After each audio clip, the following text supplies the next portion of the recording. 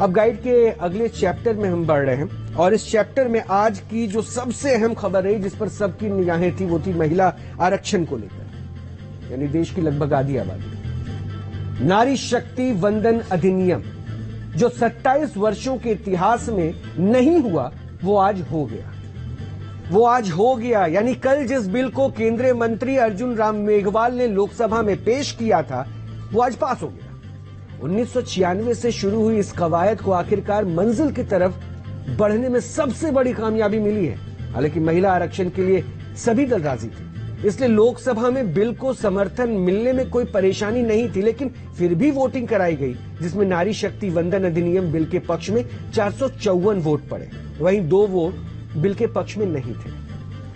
वैसे महिला आरक्षण का पास होना भारत की एक बड़ी उपलब्धि है, क्योंकि लोकसभा और विधानसभाओं में महिलाओं की भागीदारी सुनिश्चित करने वाले कानून की मांग लंबे समय से उठ रही थी और अब करीब 27 वर्षों बाद ये मांग पूरी हो रही है। लेकिन राजनीति का तकाजा है कि इस उपलब्धि के लिए श्रेय लेने की होड़ लगी है, क्रेडिट की दौड़ है। और आज संसद में इस बिल पर लंबी बहस हुई। हर पार्टी ने अपना पक्ष रखा और ये पक्ष श्रेय का था। एक रिपोर्ट हमने इस पर भी तैयार की है, आप उसे देखें और समझें। आराम को it has gone up exponentially. So, Lok Sabha और भारत की आधी आबादी के सशक्तिकरण के लिए संसद में उठाए गए सबसे बड़े कदम में देश के भविष्य को गढ़ने के लिए महिलाओं की क्या भूमिका होगी ये स्पष्ट हो गया। लेकिन इस कदम की पृष्ठभूमि में कितना चिंतन और कितनी श्रेय लेने की होड़ है ये देखना बाकी था। लेकिन लोकसभा में बहस के दौरान वो रेस सबने देख ली। शुरुआत इस बिल के इतिहास से हुई, लेकिन चर्चा में तार छेड़े कांग्रेस सांसद सोनिया गांधी ने। खून पसीने सींचकर हमें अपने बारे में सोचने लायक, बुद्धिमान और शक्तिशाली भी बनाया है। भारतीय नारी शक्ति की महिमा के बखान तक सोनिया गांधी के भाषण ने सभी को आकर्षित किया। लेकिन जैसे ही भाषण का दूसरा पहलू शुरू हुआ, महिला आरक्षण बिल पर श्रेय की रेस शुरू हो गई। खुद मेरी जिंदगी का यह बहुत मार्मिक क्षण है।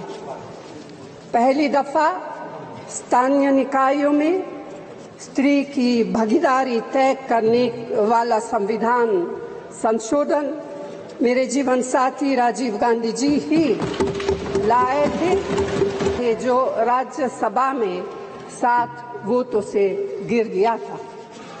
बाद में प्रधानमंत्री पीवी नरसिम्हा राव जी के नेतृत्व में कांग्रेस सरकार ने ही उसे पारित कराया। सोनिया गांधी ने सदन से अपील भी की कि महिलाओं को आरक्षण का फायदा बिल पारित होने के तुरंत बाद मिले। इस पर परिसीमन तक रोक नहीं होनी चाहिए। लेकिन इस अपील और सदन में उनके वक्तव्य से राजनीतिक स्पर्धा का माहौल बन गया। जवाब देने बीजेपी सांसद निशिकांत दुबे खड़े। सर, आज यदि सारे पुरुष यहाँ मौजूद हैं, उसका थोड़ा हंगामा भी हुआ, लेकिन गृह मंत्री अमित शाह ने हंगामे को अपने शब्दों से शांत करा दिया। किस प्रकार के समाज की और फिर श्रेय पॉलिटिक्स का चैप्टर खुल गया। इस महिला रिजर्वेशन के लिए जिन महिलाओं ने पार्लियामेंट के अंदर और पार्लियामेंट के बाहर सबसे ज्यादा आवाज उठाई वो बंगाल की गीता मुखर्जी थी और भारतीय जनता पार्टी की सुषमा स्वराज थी। ये दोनों यदि नहीं रहती तो आज ये दिन भी देखने को नहीं मिलता। लेकिन सोनिया जी ने अपने पूरे भाषण में न गीता मुखर्जी का जिक्र किया न सुषमा स्वराज का जिक्र किया। अपना क्रेडिट लेना चाहती हैं कि हमारा बिल है। हालांकि नारी शक्ति वंदन अधिनियम बिल पर किसी भी पार्टी ने हाथ नहीं बांधा। जेडीयू, शिवसेना, कांग्रेस ने खुलकर समर्थन देने की बात की, लेकिन विपक्ष में बैठे नेताओं ने सरकार की बिल लाने के समय पर सवाल उठाकर मंशा पर प्रश्न चिन्ह लगा दिया। हमारी पार्टी जनता दल यूनाइटेड समर्थन करती है। ये 26 पार्टियों का जो INDA ये बना है उसका पैनिक रिएक्शन है। उसके पैनिक रिएक्शन में इन्होंने ये बिल लाया। इनकी कोई मंशा नहीं है। बिहार से सीखो, अभी बता रहे हैं, बिहार पहला राज्य है जो 2005 में सरकार बनी 2006 में 50% महिलाओं को आरक्षण दिया। आपको कोई महिला सशक्तिकरण से मतलब नहीं है। चर्चा के बीच सियासी तंज और छींटाकशी भी लोकसभा में होती रही, जिस पर केंद्रीय मंत्री स्मृति ईरानी ने जवाब दिया। They say success has many fathers and failure has none. और इसीलिए कल जब ये प्रस्ताव सदन में आया तो कुछ लोगों ने कहा हमारा बिल है। हमको बार बार बतलाया जाता कि एक विशेष परिवार ने 73rd, 74th amendment to the constitution पारित करवाया। ये पुण्य काम पीवी नरसिम्हा राव जी ने किया, जिनके मरणोपरांत उनके ही पार्टी के हेडक्वार्टर में उनको नमन करने का मौका नहीं दिया गया। यानी संसद में जिस नारी शक्ति वंदन अधिनियम बिल ने 27 वर्षों की तपस्या के बाद पूर्ण आकार लिया है, उसकी राह में असहमति का कोई रोड़ा नहीं है, लेकिन श्रेय लेने की डोर से खींचतान जरूर है।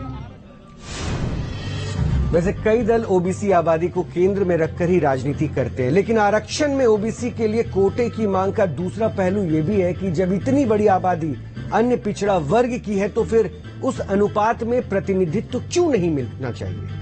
यही वजह है जाति केंद्रित राजनीति, यही वजह है, और कोटे वाली मांग के दूसरे पहलू में छिप जाती है और संसद में होने वाली चर्चा का असल मकसद समझ नहीं आता। हालांकि ऐसा भी नहीं है कि इसे समझना बहुत मुश्किल है, क्योंकि सदन में बैठे अनुभवी नेता इस फर्क को भी साफ करने की कोशिश करते हैं। उदाहरण के लिए जो आज हुआ उसे आप सुनिए। I stand in support of the Women's Reservation Bill. I would like to have seen OBC reservation included in this bill. Large chunk of India's women should have access to this reservation. And that is missing in this bill.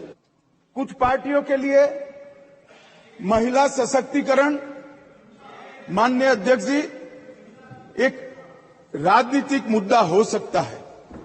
कुछ पार्टियों के लिए महिला सशक्तिकरण का नारा ये चुनाव जीतने का एक हथियार हो सकता है, परंतु मेरी पार्टी और मेरे नेता नरेंद्र मोदी जी के लिए महिला सशक्तिकरण राजनीतिक मुद्दा नहीं है। इस मसले पर हमने आज पब्लिक पोल भी कराया है। हमारा सवाल था कि क्या महिला आरक्षण बिल में कोटे की मांग सही है। हमें 2 पब्लिक प्लेटफॉर्म पर पोल के आधार पर ही जवाब मिला और एक्स यानी कि पूर्व ट्विटर पर 37% लोगों का जवाब हां है, लेकिन 56% लोग इसे जरूरी नहीं समझते। वहीं फेसबुक पर 40% लोगों का जवाब हां है और 53% लोग इससे इत्तेफाक नहीं रखते।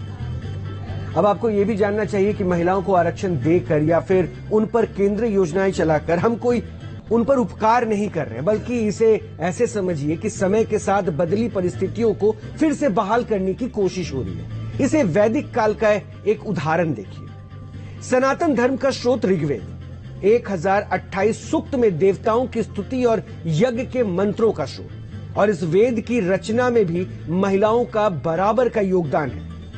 ऋग्वेद के सूक्तों की रचनाओं में 22 ऋषिकाओं का भी योगदान है। जो पृष्ठ अभी आप देख रहे हैं, जो आपको दिखा रहे हैं, इसमें 46 सावित्री सूर्या ऋषिका आप पढ़ सकते हैं, और जिस श्लोक को उन्होंने शुरू में लिखा है उसी से सत्यमेव जयते जैसा मूल मंत्र बाहर आया है।